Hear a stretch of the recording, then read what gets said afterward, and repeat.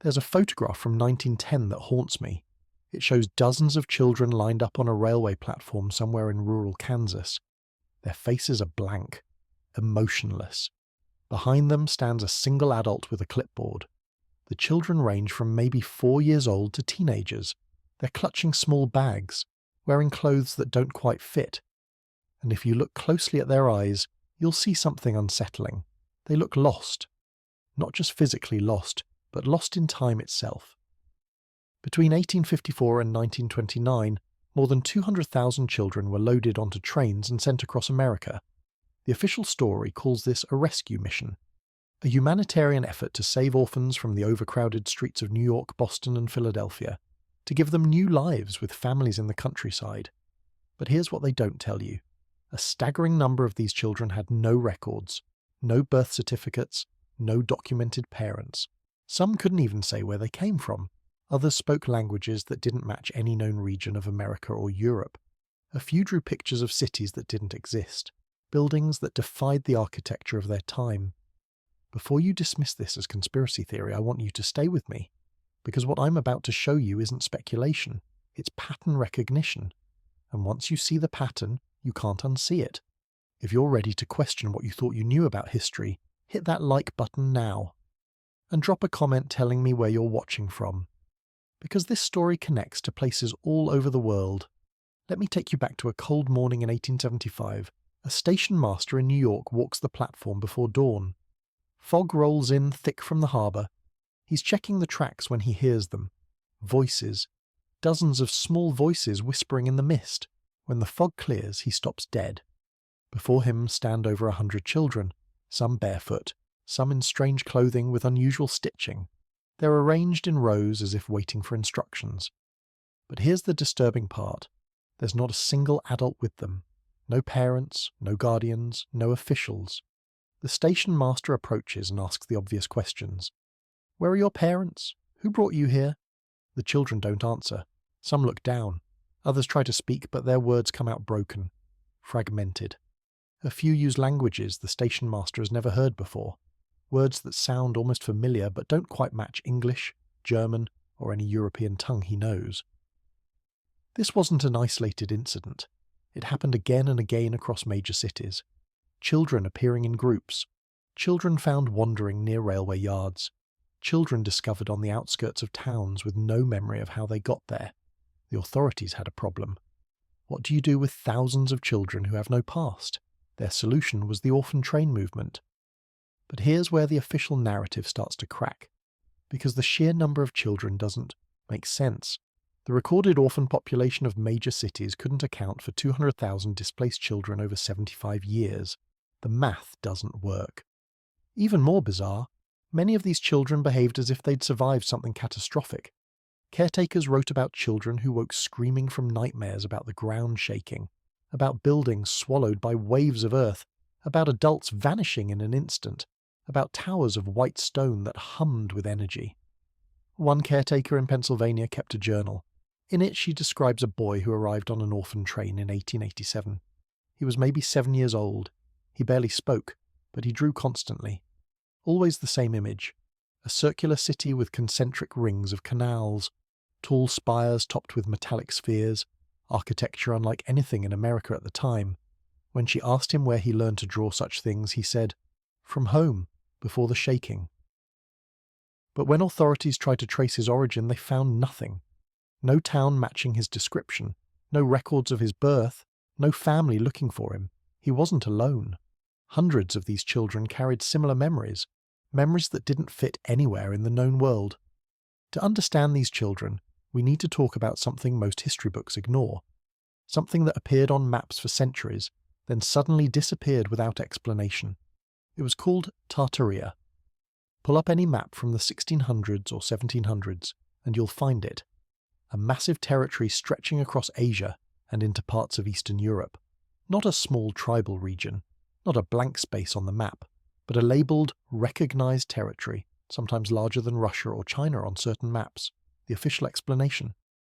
Tartaria was just a vague geographic term, a catch-all name for nomadic peoples. Nothing organised, nothing advanced, just empty land. But here's the problem with that explanation: the architecture. Walk through cities across Europe, Asia, and even North America, and you'll find buildings that don't match their supposed construction dates. Massive cathedrals with stonework so precise that modern engineers can't explain how they were built with the tools of the 1800s. Star-shaped fortresses with geometric perfection. Civic buildings with ornate facades supposedly constructed in just a few years by tiny populations. In Moscow, entire districts have buildings buried 1 or 2 stories underground. Windows and doorways that were once at street level are now basements. The official story blames soil accumulation, or neglect. But soil doesn't accumulate uniformly across an entire city in perfect layers. The same thing appears in Chicago, in Seattle, in parts of India and Siberia, buildings half buried, streets raised above older streets, foundations that disappear into compressed earth. And then there are the towers, structures topped with metallic domes, intricate spires, and geometric shapes that look less like decoration and more like antennas. Components of some unknown system. What if these buildings weren't constructed by the civilizations we're told built them? What if they were inherited, repurposed, claimed by new powers after the original builders vanished? That's the question that haunts this entire mystery.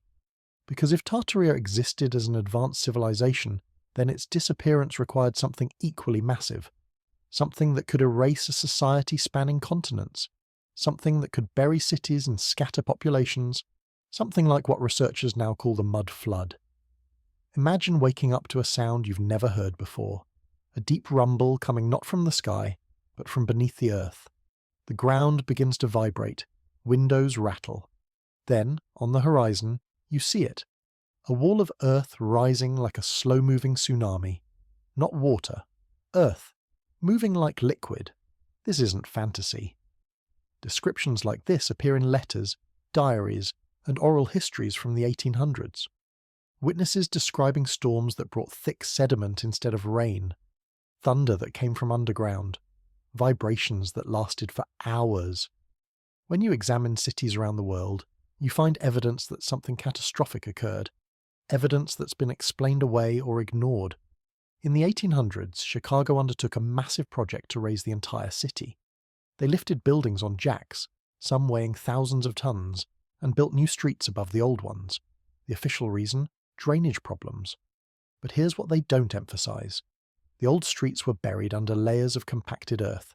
Not debris from construction, not gradual accumulation, clean uniform layers of fine sediment that looked like it had been deposited all at once.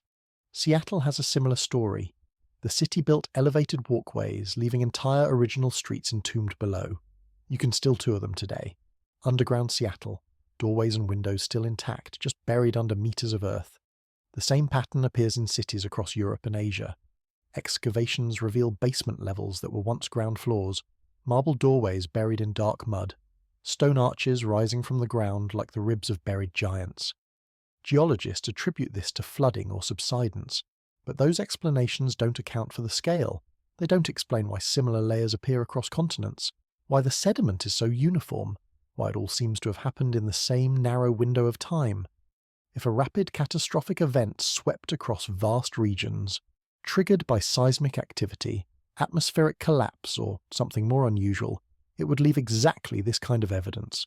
Buried structures, uniform mud layers, and most disturbingly, the absence of bodies. Here's the part that should disturb you most. If a natural disaster buried entire cities, where are the mass graves? Where are the remains of the millions who should have been caught in the catastrophe? Archaeologists uncover foundations, tools, pottery and structures, but rarely. Human remains in the numbers you'd expect. The adults are missing, not just from one location, but across vast territories. Census records from the 1800s show strange anomalies. Entire regions with declining adult populations but rising numbers of children. Workforce numbers that don't add up. Military rosters that thin without explanation. It's as if an entire generation vanished, leaving only the children behind. Some researchers propose that whatever happened affected adults differently than children. Certain types of catastrophes, toxic gases, pressure waves, high-frequency vibrations, can impact larger bodies more severely. Adults have greater lung capacity, different metabolic rates, and more vulnerability to atmospheric changes. If the mud flood was accompanied by other environmental anomalies, perhaps related to the collapse of an energy system or a massive seismic event, adults might have succumbed while children, smaller and more resilient, survived. There are accounts in old letters describing strange sensations during disasters, a ringing in the ears that wouldn't stop, a pressure in the chest that made breathing difficult, a low-frequency vibration that caused nausea and collapse. Some witnesses wrote that adults around them fell while children remained standing. These descriptions are rare, dismissed as exaggeration or trauma, but their consistency across regions suggests something real. The question becomes, if adults vanished across a massive territory, what happened to the children who survived? They would have been found wandering, disoriented, unable to explain where they came from or what had happened. Authorities would have assumed they were abandoned or orphaned in the traditional sense. They would have been placed in institutions, given new names, and eventually sent away on trains. The Orphan Train movement is presented as charity, a noble effort to rescue street children from poverty and give them better lives in the countryside. But look closer at the logistics. Look at the scale. Look at the lack of documentation. Trains left cities like New York carrying dozens of children at a time. They stopped in small towns across the Midwest where families gathered to select them. Some children were adopted. Others were taken as farm labour. Many were separated from siblings and never reunited. The process was chaotic, poorly recorded, and disturbingly efficient at erasing identities. Here's what caretakers and station workers reported. Many children arrived at orphanages already disoriented, as if they'd recently been through trauma. Some spoke in fragments of unfamiliar languages. Others drew compulsively, always the same images: white buildings, geometric patterns, towers with spheres on top. One caretaker in Illinois described a girl who arrived in 1891. She was about 6 years old. She refused to speak for months, but she drew. Endless drawings of a city with canals arranged in perfect circles, buildings that looked ancient and futuristic at the same time. When the caretaker asked her where she'd learned this, the girl finally spoke. "My city, before the earth came up." No record of her origin was ever found. Another account comes from a station master in Nebraska. In 1883, a train arrived with over 80 children. He noted in his journal that many wore clothing with unusual stitching, metallic threads woven into fabric, something local seamstresses had never seen. When asked where the clothes came from, the children said their mothers made them, but no mothers were ever located. The most disturbing detail? Some children shared identical nightmares. Different orphanages, different states, no contact with each other, yet they woke screaming about the same thing. The ground shaking, adults vanishing, a wave of earth swallowing everything. The Orphan Train movement wasn't just charity, it was a mechanism, a way to absorb and redistribute the survivors of something much larger, a way to scatter them so thoroughly that their collective memory would fracture and fade. By sending children across thousands of miles, separating them from siblings, giving them new names and new families, the system ensured that whatever they remembered would be dismissed as individual trauma, not a shared experience, not evidence of a larger event. In time, their memories would fade. The children would grow up, have families of their own, and the world they came from would dissolve into forgotten dreams. But some memories survived. In 1932, a researcher interviewed former orphan train riders for a historical project. Most had standard stories: poverty, abandonment, grateful for a second chance. But a few gave accounts that didn't fit the narrative. One man, adopted by a family in Iowa in 1879, described a recurring dream he'd had throughout his childhood. He stood on a plaza of white stone. Before him rose a tower capped with a metallic sphere. The air vibrated with a low hum. He could feel it in his chest. The sky had a strange quality, as if the light came from everywhere at once. He said, "I know it sounds impossible, but I remember it as clearly as I remember yesterday. That place was real." When researchers pressed him on where this place might have been, he had no answer. Only that it felt like home, and that one day, without warning, it was gone. Another woman, sent to Kansas in 1885, kept a journal in her later years. She wrote about fragments of memory that never faded. A city of concentric rings, bridges made of white stone, buildings with carved symbols she couldn't identify. She drew the symbols repeatedly, geometric patterns, spirals, shapes that resembled circuit diagrams more than decoration. When her grandchildren found the journal after her death, they assumed she'd imagined it all. But the drawings matched architectural motifs found in structures across Europe and Asia, structures that official history attributes to different cultures with no connection to each other. The pattern repeats across dozens of accounts, different people, different locations, no contact with each other. Yet they remember the same things: white cities with perfect geometry, towers that hummed or vibrated, adults vanishing suddenly, ground that moved like liquid, a world that felt more advanced, more harmonious than the one they grew up in. These aren't fantasies.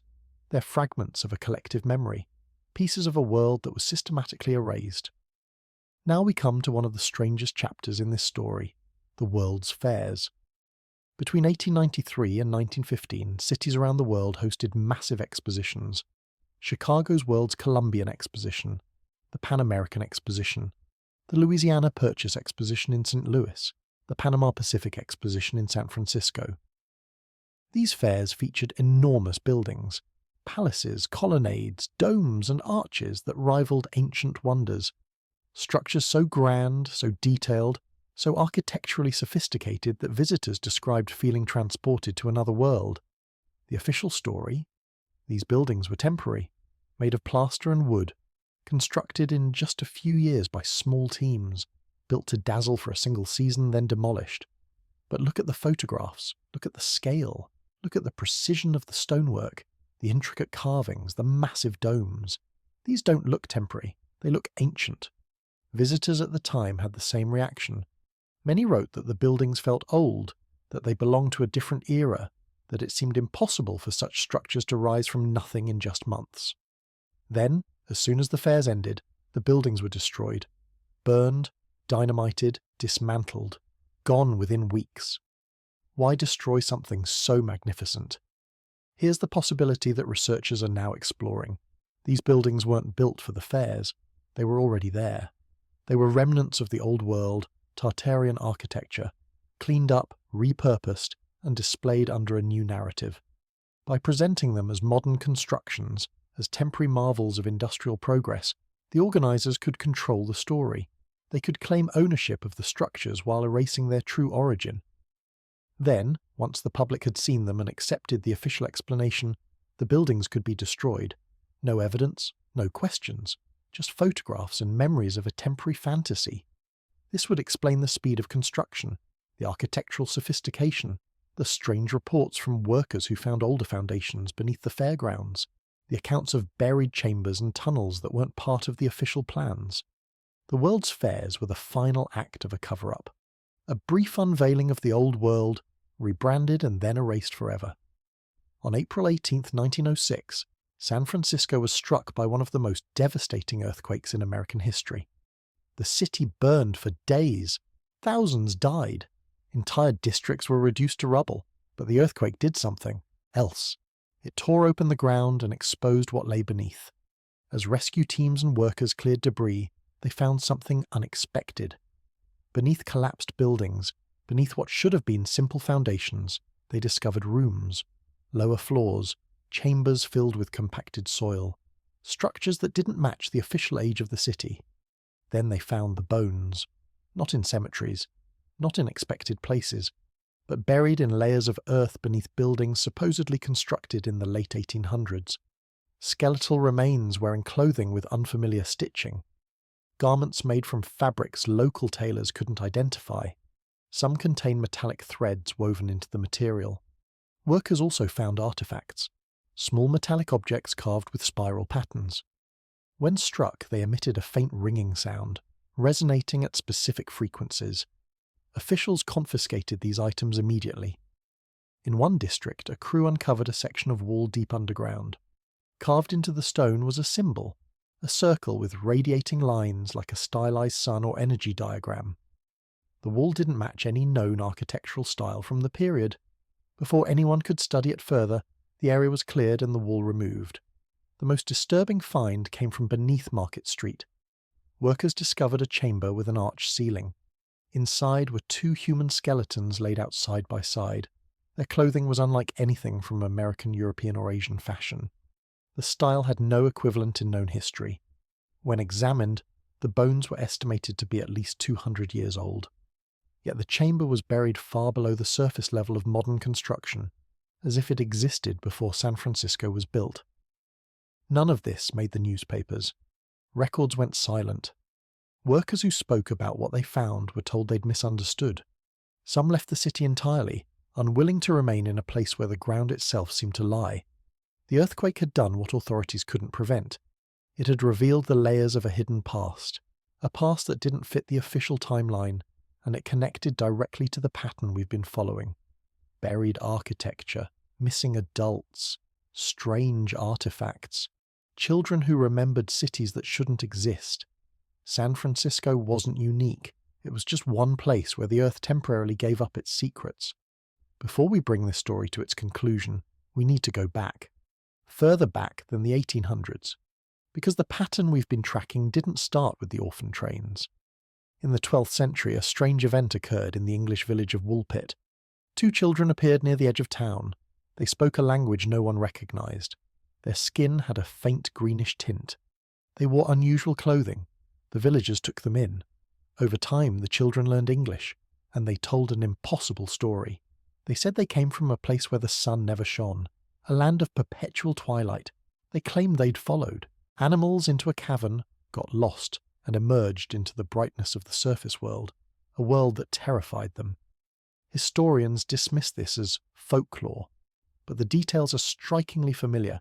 2 children, no adults, speaking an unknown language, describing a place that doesn't fit any known geography, disoriented by the surface world as if they'd come from somewhere else entirely. Sound familiar? What if the green children were an early example of the same phenomenon? What if they were survivors of an earlier collapse, an earlier reset? What if cycles of catastrophe have been happening for far longer than we realise, each time scattering children who carry fragments of memory from worlds that no longer exist? The story of the green children contains other details worth noting. They describe their homeland as separated from this world by a river of light. Some interpret this as metaphor. But what if they were trying to describe an energy barrier, an atmospheric anomaly, something related to the same technology that might have powered Tartarian structures? Over time, the children adapted. Their skin returned to normal. They integrated into the village. One survived into adulthood. The same pattern. Survival, adaptation, assimilation, memory fading into legend. The green children show us that the pattern is old, ancient, and it suggests that what happened in the 1800s wasn't the first time. It was the most recent. Every piece we've examined points to a single conclusion. Something happened in the 1700s and 1800s that fundamentally altered the world. A reset so complete that most people today have no idea it occurred. The evidence is everywhere once you know what to look for. A civilization called Tartaria that appeared on maps for centuries, then vanished without explanation. Buried architecture across continents, structures half swallowed by uniform layers of earth. The sudden disappearance of adult populations in vast regions, the appearance of thousands of children with no documented origins, the Orphan Train movement, redistributing these children across America, shared memories of white cities, humming towers, and catastrophic collapse, world's fairs displaying and then destroying magnificent structures, earthquakes revealing bones and artifacts in the wrong layers of history. This wasn't gradual, it wasn't natural decay, it was a moment of transformation, a reset. The question that remains, was it natural or intentional? If natural, it required a catastrophe on a scale we've never officially recorded. A global or near-global event that buried cities, removed adults, and left only children to survive. If intentional, it required coordination beyond anything in known history. A force capable of erasing a civilization and replacing it with a new order. What we know for certain is this. The world that emerged after the reset rose quickly. New empires, new technologies, new borders, as if the map had been wiped clean and redrawn. The architecture that survived was claimed by new powers who insisted they'd built it themselves. Even when the timelines didn't support the claim, the children who survived were scattered so thoroughly that their memories became individual trauma rather than collective testimony.